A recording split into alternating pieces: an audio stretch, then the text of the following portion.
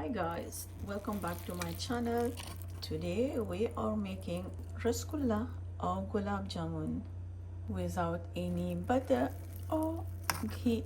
We're gonna start by making the syrup. In a saucepan, add sugar, water, cardamom, stir and bring to a boil.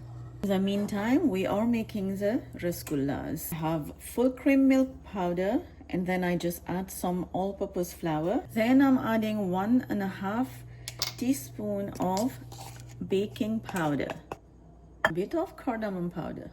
Mix all the dry ingredients together. And do not worry about the flour. When you eat the rasgullahs or the gulab jamun, you will not have any taste of flour at all. You have to try to know about this recipe. Now add the heavy cream and mix. This is a recipe without any butter or any ghee, and it's just going to taste amazing. Add the rest of the whole heavy cream.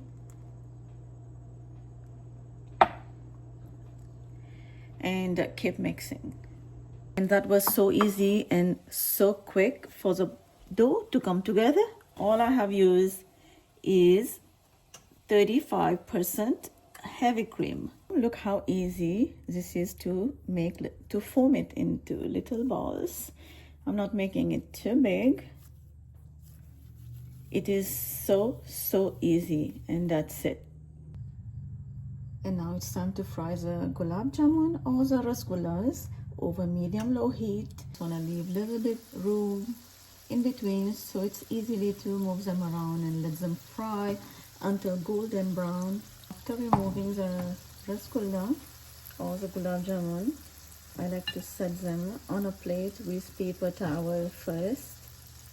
Now it's time to soak the rasgullahs or the gulab jamun into the syrup for 45 seconds only. And now remove and set on a different container. Also, gulab jamun is looking so gorgeous. If you like this video, give it a like, subscribe, and I will see you next time with another one.